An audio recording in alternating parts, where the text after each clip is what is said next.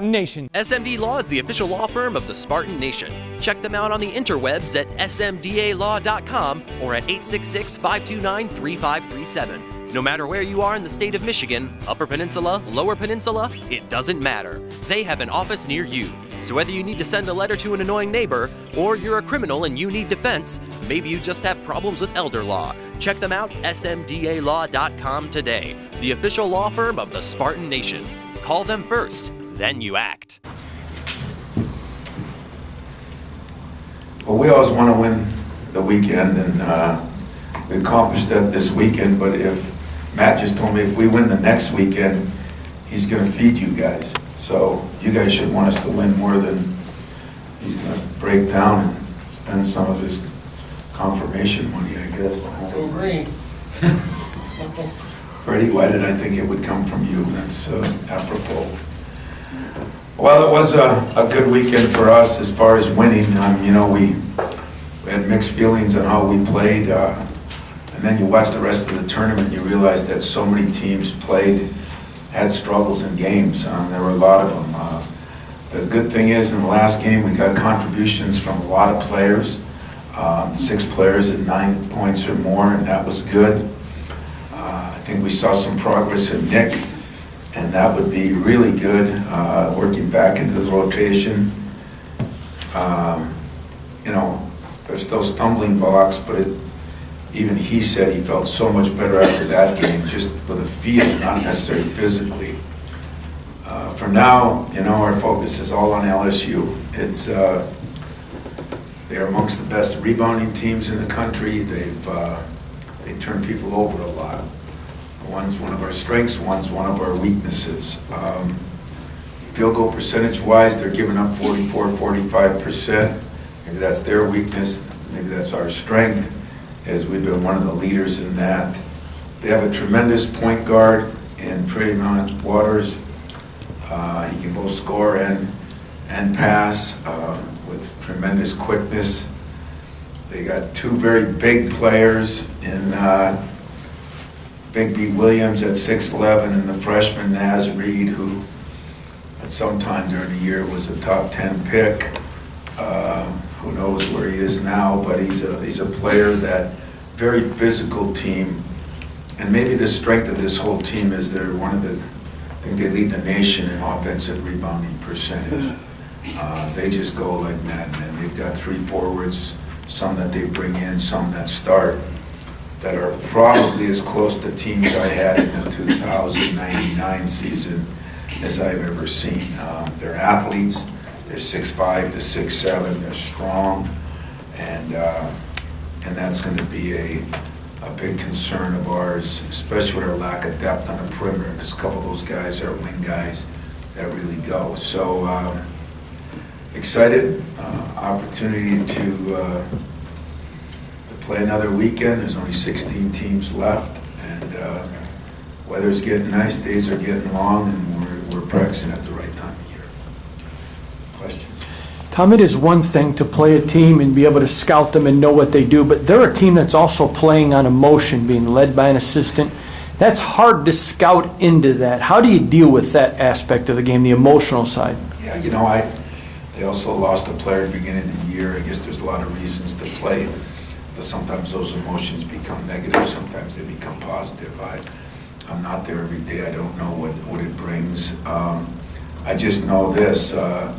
They have one of those junkyard dog teams that I've always appreciated here myself. And they just have a bunch of athletes that are just about all 6'4" to 6'8", with a couple of 6'10", 11 guys, and a small point guard who's quick. So those emotions always matter, but once the game starts, then you got to play the game. And I don't know, and I only say I don't care because I can't control that. I'm getting better at working on what I can control and what I can't control. I think that brings me to one of the things that you couldn't control was the Big Ten tournament, the 3 games in 3 days, the quick turnaround, and then on top of that, the championship game at the end of the regular season. I guess where is this maybe 2-3 weeks rank in terms of toughness with the schedule? Because when you had a few long stretches like this, it was enough to miss, I would think. Yeah, I'd say Saturday to Saturday, that was 2 weeks where you're playing for a Big Ten championship, you're playing for a Big Ten tournament championship, you played 4 of the top Big Ten teams, then you play a Bradley team, and then you play, Minnesota again. We played 24 Big Ten games. I don't know how you rate that, but I do know this. It was kind of one and done time from that week before, when you're playing for a Big Ten championship, and then you got to win the Big Ten tournament every time. If you lose, you're out. And then you get to the NCAA tournament, you lose, you're out. So I'm not sure there's been more pressure. We've had where we played for the Big Ten tournament. We won the last game of the year back in the day, but if we would have lost, we still won the league. If we would have lost the Big Ten tournament, we still were going to be a 1 seed back then. So there were a lot of different pressures on this year's team, and we never had the injuries that we have this year, the lack of people. So I'd say that's where these guys mentally and physically have maybe stepped up to a level that no Michigan State team has stepped up to, at least in a long, long time. You're not running quite as much as you did when you had 10 deep or whatever, but you still want to run when you're going against a team that offensive rebounds like these guys do. How much does that limit those opportunities? I look at that as a plus. I mean, they're sending everybody, including the coach, to the boards. And if we do get the ball, I think that helps our running game because they're heading south and we want to head north. And but we have to get it first. So I don't think it limits us. I thought at the beginning of the Minnesota game, we were worried about their rebounding. We ran really well. We haven't consistently run well. And a lot of that has been Cassius and his injuries and the things he's gone through. Because Aaron Henry is starting to really run the court now. And McQuaid is getting back pretty healthy. The depth of not having Arns, because he was one of our best runners, has hurt. But we think we got to run and get in the open court against these guys too. So we're going to continue to try to do what we do, even at a little better level, including, it was nice to come on at the end of the year. We had more days when we rebounded better, a little lax the first half of the Bradley game and that, but I thought our rebounding was upgraded in the last month. It's going to have to go to another level if you watch these guys on film. Tom, talking with you guys the other day, I know we've talked about last year's team to this year's team and just the feel around it. And a couple of guys were mentioning that, in the past maybe we talked about we want to be national champions and talk about this grand goal. And these guys seem to have that ability to just focus on that one thing that's next and not worry about the bigger picture. I think there's some truth to that, and some of it goes by what you did. In other words, Denzel Valentine had one goal at 16, win a national championship, because, we thought we had a good enough team in 15, and to get there, we did. We had a lot of people back. I don't blame them for that. I don't think it was such an obsession that it was a negative, but maybe it put more undue pressure on, I don't know. And then we got to the Miles first year when we were just surviving. And then, last year, we were picked 1-2 in the country, although we were picked in the top 10 all year this year. But I think this team has been a little more connected because they've been through more adversity. And anytime you go through adversity, it strengthens you.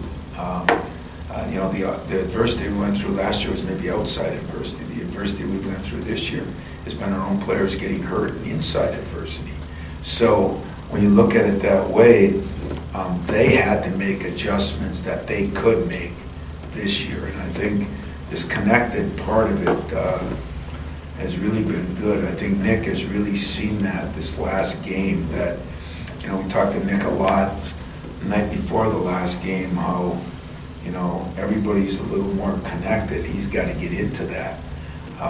And that started maybe, right before he got hurt, we started making some adjustments. And then after he got hurt, we just had to make more adjustments. Everybody had to buy in more. They're wasn't a lot of time for, you know, if we made mistakes, we knew we were not going to win games. And maybe that's been a positive, because I could argue whether the 30 games we won last year to 30 games we won this year. I am proud that I looked at the standings last night when I got home, and, you know, I didn't realize, you know, and there were tiebreakers, but the last 4 teams on the computer that there were, you know, it started Northwestern last, and I think it was Nebraska, maybe Illinois, and somebody else, were the 4 teams we only played once.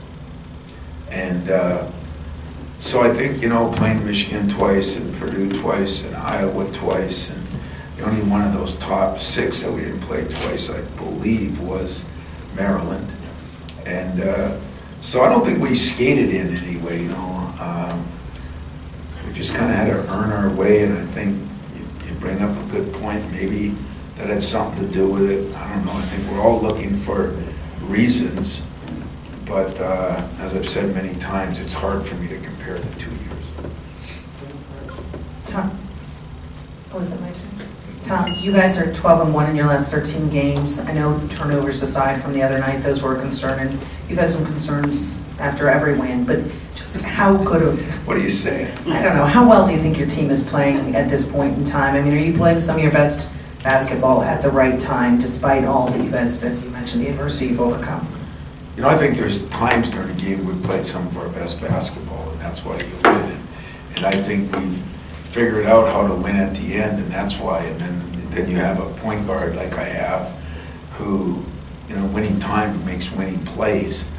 But I don't think we've been as consistent as I would like us to be. And yet, like I said, when we're making substitutions the other night, and I said, put so-and-so in, and he says, I can't do that. We'd have 4 freshmen that haven't played much in the game at the same time, because we tried to look at it as DJ and I do before the game, and what do we want to stay away from? Well, we'd like, if this guy is in there, we'd like to have at least 1 or 2 of these guys in there, and if this guy, a couple times we were stuck. And so I think that leads to inconsistent play, but I think there's times, you know, the start of that game, the stretch that Cassius went, I mean, there's been decent stretches where we played some of our best basketball, and that's what you got to do to win. But consistency overall, and I think you got to add those injuries and those substitutions in there that create some problem. It's not the player's fault. It's just a fact of life. Tom, where is Nick's head right now as he tries to work himself back in there? Yeah, I think Nick's in it. I thought Friday or Thursday, you know, his head wasn't where it needed to be, and I thought, you know, we spent a lot of time with Nick on Friday, and I thought he's in the best place he's been since he got injured. He was in here working out on his own yesterday, because we had the day off, and I just think he just felt better. You know, it's easy to tell a guy he's not in as good a shape or he's not this, but he had a good point to me on Friday. He said, I just didn't feel, and dribbling the ball, comfortable. I just didn't feel comfortable. And I said, well, that's normal. But he's never really been out in his career. He's never had an injury where he was out any time. So when, you know, I try to show him, Michael Jordan didn't just come back, LeBron James didn't just come back, you know. Zion Williamson took a longer period to come back to make sure the day he was free to go, we played him, you know. And so I think his whole, I think he's in a good spot now. I still think he's got a ways to go, but I think those 3 guys are really figuring out that we need to get that rotation back, and that's what we're working on a daily basis. You were excited coming into this year about being a little bit older compared to the last couple of years. I'm wondering, have you seen the benefits of that? I know you lost some of the old guys to injuries, but having kind of that veteran core, have you seen the benefits of that kind of down the stretch the last couple of weeks, do you think? Well, I think with McQuaid, Kenny, and Cassius, I've really seen it. You know, Nick gets hurt. Poor Josh has been hurt the whole time. Kyle Arn's one of my more experienced guys that I can't tell you how much we're missing him right now, because he was my best lane runner, toughest kid. So, yeah, I'm seeing the benefits of it because we've really been able to rely on those three guys. But three guys aren't enough to win big too, so we need to get some other guys. Aaron Henry is definitely coming on if we get Nick back in that fold. And Xavier has been pretty, now all of a sudden you got 5 or 6 guys, and I think that can get it done. You know, Tom, it feels like Matt McQuaid is really playing free and loose right now. I'm not sure that was always the case earlier in his career. What ways have you seen him develop as a player and kind of turn a corner in that department? Well, I'd say for Matt is the same thing. You know, the year that he had, his sophomore year, we had the double sports hernia, and he missed the whole year really. You know, didn't lift the weight. He's not, you know, he's not leaving here to go on the beach and be one of those lifeguards. You know, he doesn't have that kind of body. So, you know, when he couldn't lift and work out, that really hurt him.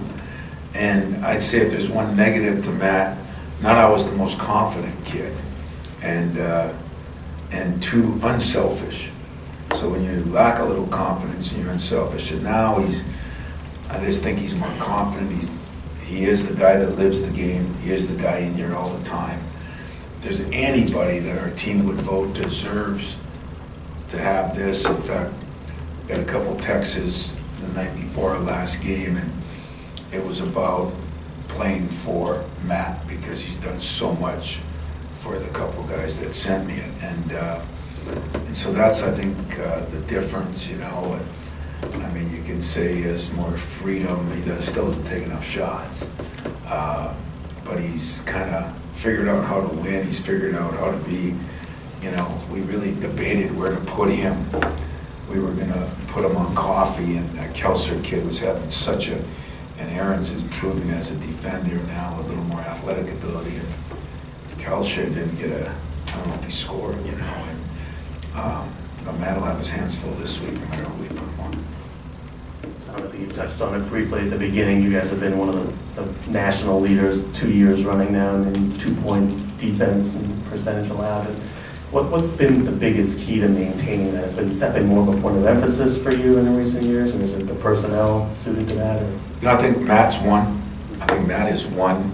I think Kenny Goins is one. I think Nick does it.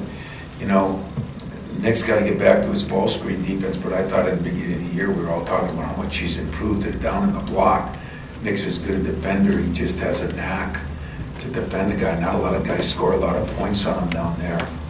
But I'd say, you know, Cash has improved a little bit, and Aaron has really improved. If you look at the 2 months ago to now, he's improved tremendously. So you got 2 wings that are really good, and then you got a 4-man who's not only really good in Kenny, but really smart. Xavier in the same boat, you know, where you can play him in different positions. They can switch on to people, and that has probably helped us the most because we have been very solid defensively, and we've been very solid from the 3, except a couple of games. You know, Indiana down there, Indiana here. You know, teams that are shooting, maybe we didn't respect their shot, and so that's my fault or our scouts' fault. And but we have been pretty solid both with the 3 and the 2, but definitely the 2 better. Would you have thought you could be this good defensively, forcing as few turnovers as you have? No, I didn't, and you know, we chose that too. You know, I mean, everybody wants to pick apart what you do, and you know, I say, God, we're not getting many steals, we're not getting many this. You know, another weird stat for us has been the block shots. We led the conference in block shots, and I keep saying, who's doing it? You know, Jared coming back as a ghost or what? You know, it's been strange, and so that was a stat that blew me away. That was really an important stat last year, and I didn't think it would be one this year, and it's kind of, so maybe we deserve give Jared a credit for helping these guys learn there's something to that. Tom, you mentioned at the start, you sort of had mixed feelings about your team's play out of the weekend, but then looking around at Tennessee and Duke, the struggles that they had, do you have a little bit different perspective of your team now going forward, looking at the other ones? I do. You know, even Carolina, the first half, I mean, a lot of teams struggled for half, 2/3 of their games.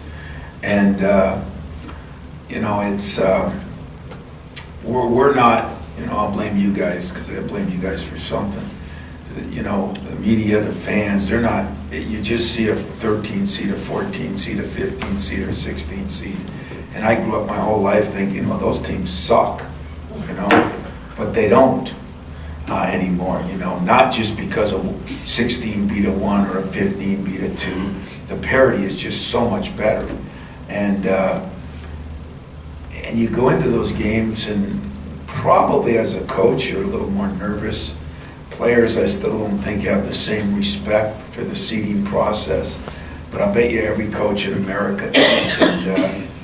And that's why I guess the phrase was coined, you know, survive in advance. It didn't say win in advance, it said survive, because you do have to survive some things, and some of it is, I won't say looking past, and as I said, my favorite one, of course, is Denzel's year, because everybody just assumed we looked past, and that team I thought was as focused as any I had on that task. Some teams are just pretty good. I mean, I didn't like the way we played against Bradley, but I didn't even like more the way they played against us, because they were a physical, tough, good defensive team that caused some problems. And so as I watched, you're right, through the weekend, I saw what I thought were better teams or deeper teams than us still struggling. I felt a little better about our team. Tom, in an era when staffs turn over as much as rosters, what does it mean to this operation to have 3 assistants with, you know, such long continuity? Well, it's the good news, and the only bad news is you want coaches to do exactly what players do. You want them to fulfill their dreams of what they want to become, and 90% of them want to become head coaches. I mean, Mike Garland is going to be here till I die or he dies, just because, or we both do, because he brings something to the table and doesn't want to be a head coach like a Buck Nystrom was here, you know, or a lot of guys that Bo had down there. For Dane and DJ, I mean, I see them getting jobs and yet have had chances. They're just being a little selective. You know, we always say here that we all can complain about where you work, because you all do it. We all do it. But this ain't a bad place to come into every day. And then when you're winning and you have a sense of purpose every day, you know, it might be head coach can be harder than players, can be harder than assistants, but my guys get a lot of opportunities. You know, you go to a lot of practices, and the coaches, the assistant coaches, are sitting against the backboard, the basket pad, you know, and here they're working. I mean, they've got offensive and defensive coordinator kind of status. They have to do their things, and you know, assistant coaches never got a lot of credit when I was here as an assistant. They don't get a lot of credit now. I learned from the best on how to do that. But at the same time, there's no way we'd be where we are. I mean, I do get blame, I do get credit, but your staff and your is why you go to 22 straight NCAA, why you have some of the records that we have. It's the staff and the players. I mean, I had an interesting conversation with I'll share with you, with Xavier Tillman on the bench, and I said, I don't like the way you're leading. I said it politely. I don't like the way you're leading. You got to become a better leader, and especially for next year, you know, because we lose Matt. Thank God we'll get back Josh, but you know, Cash is still a leader. But I said I need somebody vocal, and he looks at me and he says, "Well, I just follow you." And I said, right on the bench, I said, no, this is a player-coach team. That's when you're really good. And after the game, he kind of said to me, you know, I forgot that's what you always preach. And I guess I said, you want me to go out and take a shot? You want me to get a rebound? They don't allow it. Those zebras don't let you.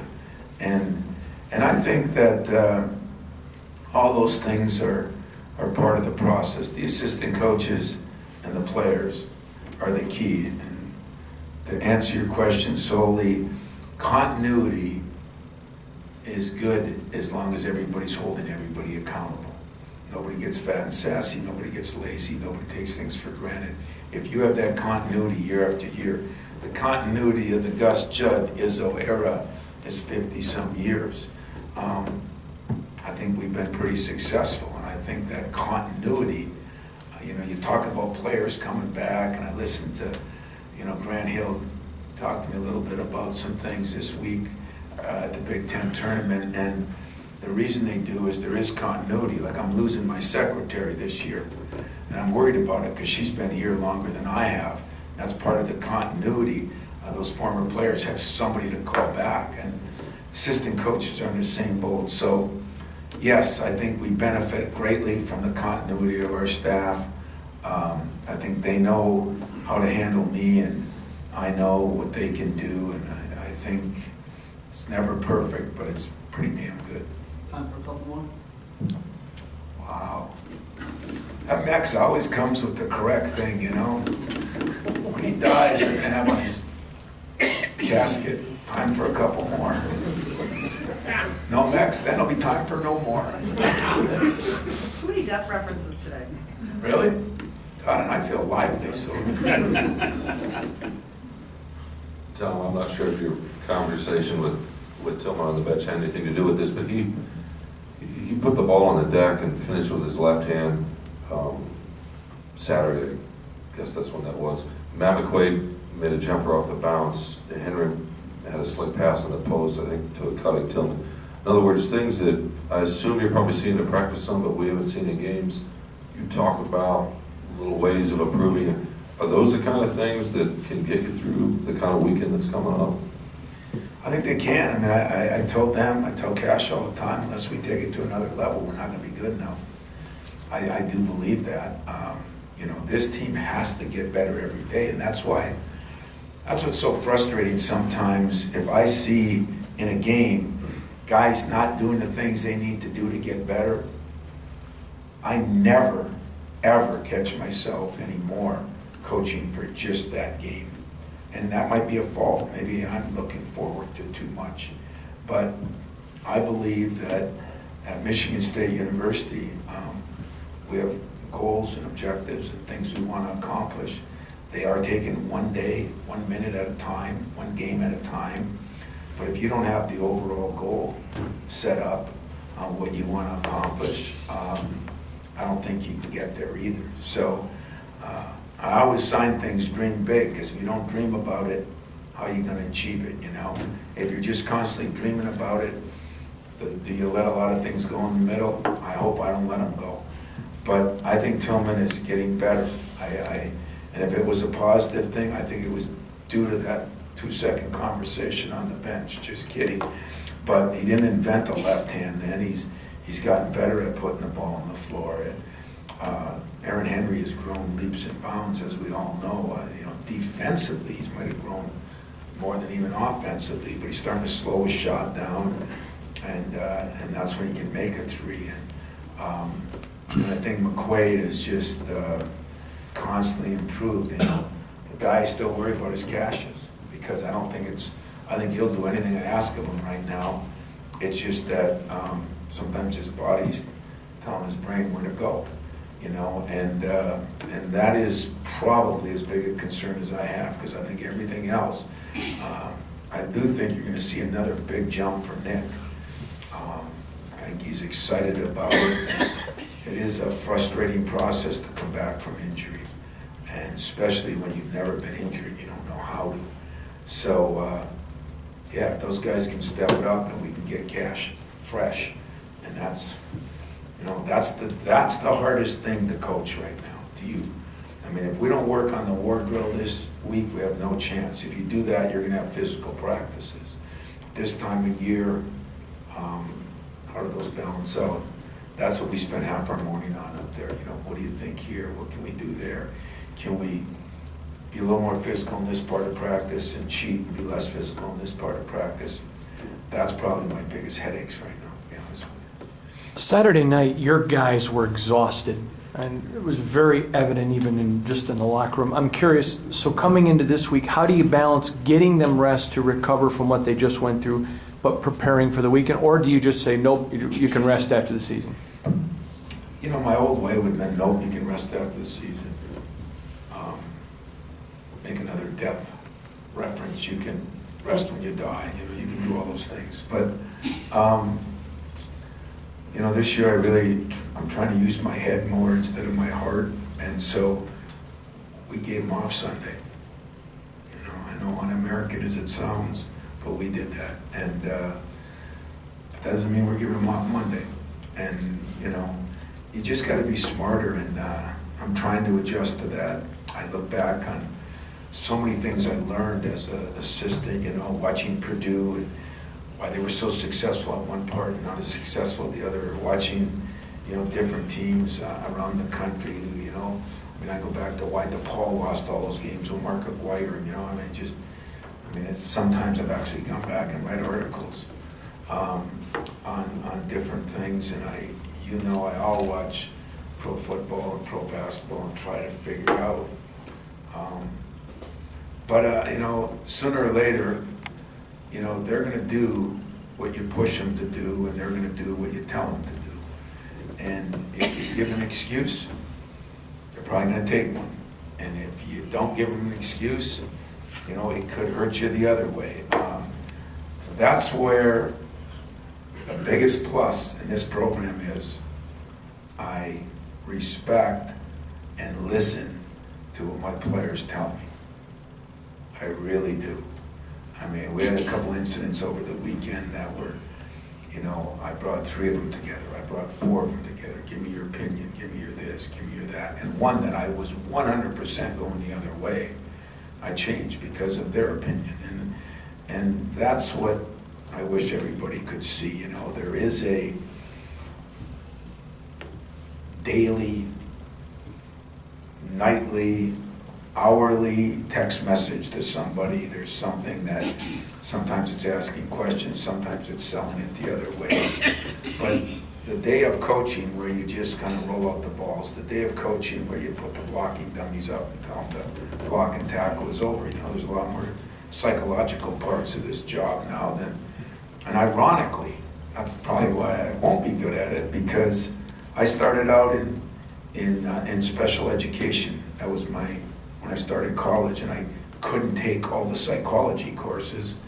And Mariucci and I had a class, and, you know, he killed my rat. I mean, he kept feeding him water, and my rat died, so I think I got a D in that class. So I never was good at that. And so maybe now, because of that, and I mean this, I do demand, but I do listen.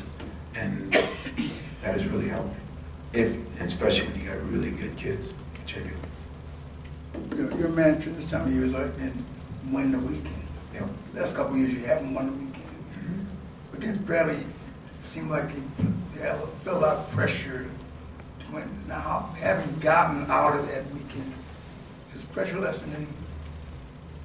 No, it really hasn't, because we do want to win the weekend, and the only reason we do is I learned from some of the great programs around the country. It wasn't something that I came up with.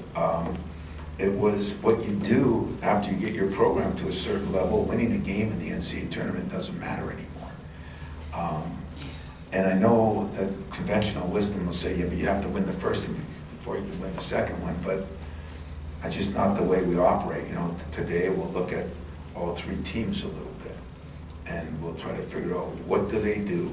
Is somebody pressing that we don't play the first night?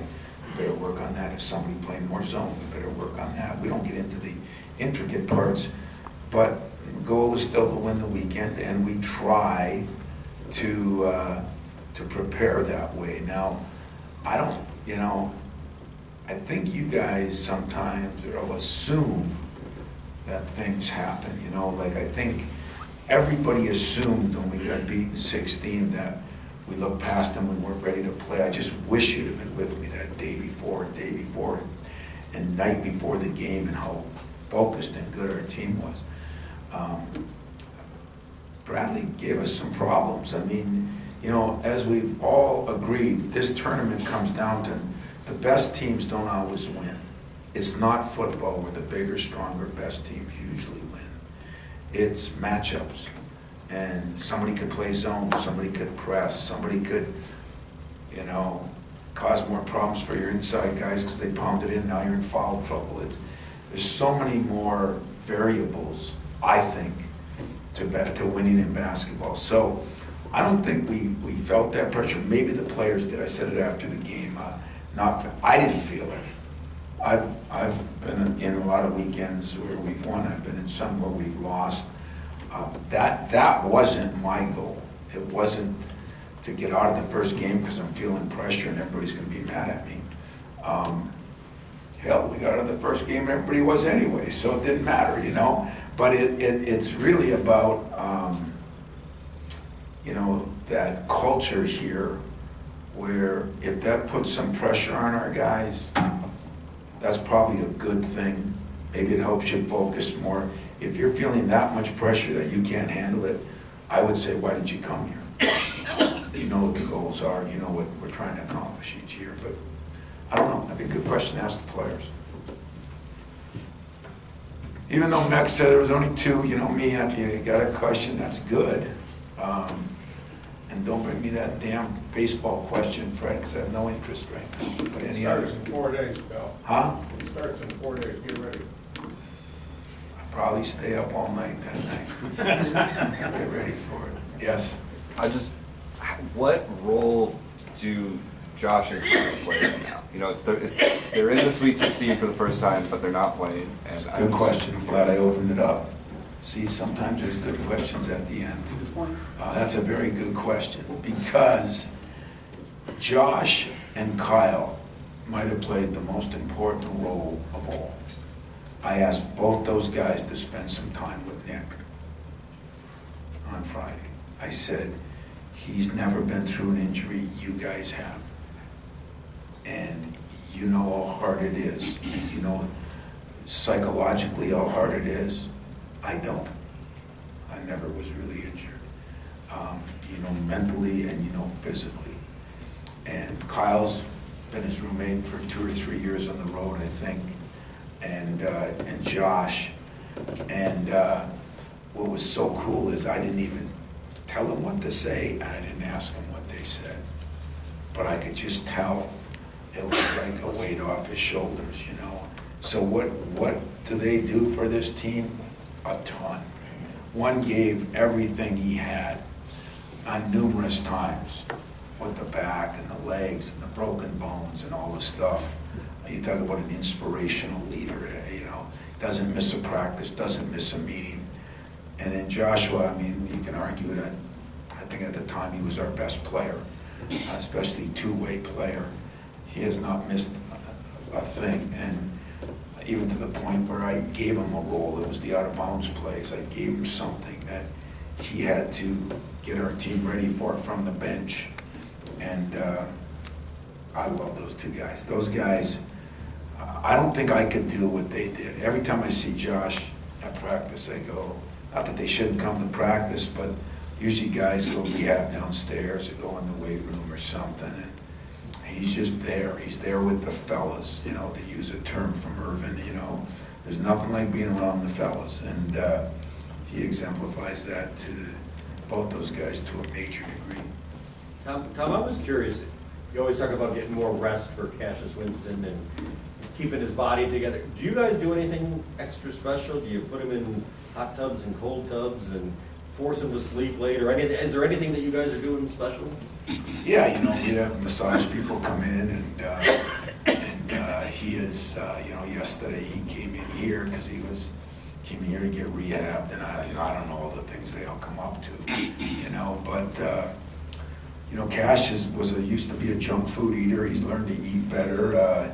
He's you know, he's changed. They've helped him. He's in hot tubs, cold tubs. He's in I don't know. They put those leg things on and blow them up.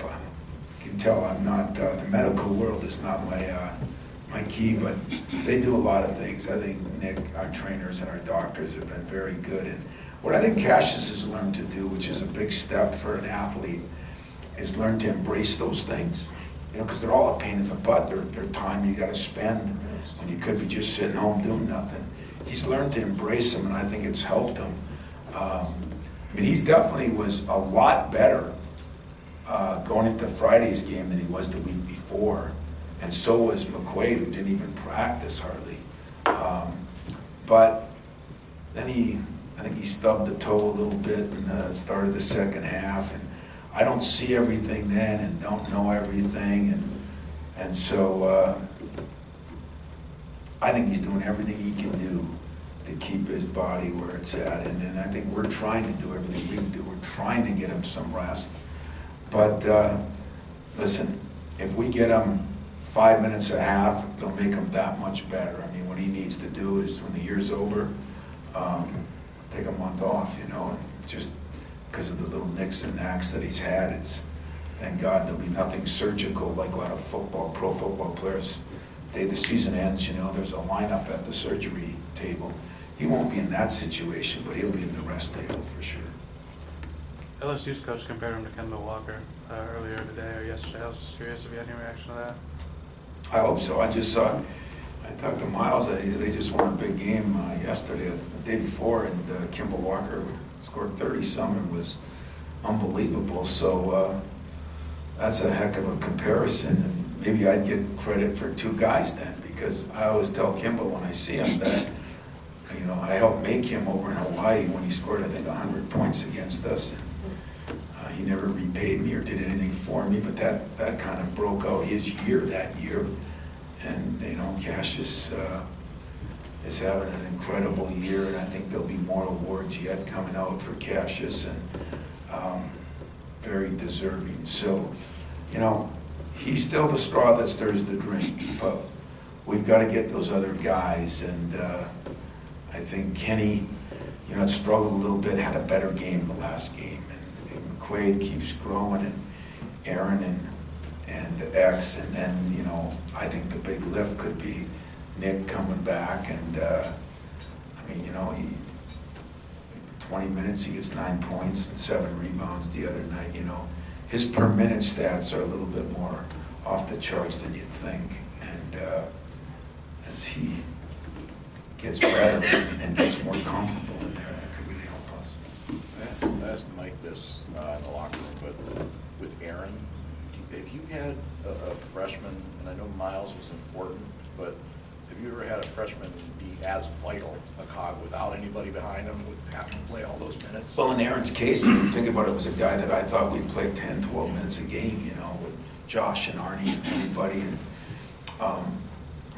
you know, that kid has had to grow the fastest. And he had to grow on both ends. You know, even Miles, I mean, you know, defensively it was important, but yeah, Jaron there blocking every shot, you know. I mean, we're actually putting Aaron on some of the best players. And so he is vitally important, but when you're down to maybe 5 guys that have, with any experience, and you need 6, 7, or 8, you know, somebody's gonna have to do it. And he was the most ready when we talked at the beginning of the year, because we thought his body was the most ready. He's the most ready because we thought his brain was the most. He was very well coached in high school, and you know, won a championship. He knew how to do that. We knew there were a couple things that had to improve. And I told you, Gary Harris gave us a lot of that because he knew him, and he has improved a lot. It's just that he's got to improve even more, be more consistent if we're going to win to the level we need to win at this weekend. And I think he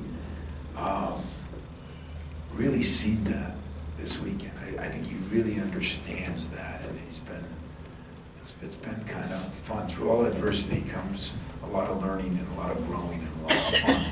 And so I think Aaron will have even a better time this weekend than he had last weekend. That's hard to go be in an NCAA tournament your first time. Isn't Aaron the guy Harris pushed you on? Yes, Gary. Gary keeps close eye on Aaron because from the same area, played on his AAU team. and knows what he's got to get better at, what he's good at.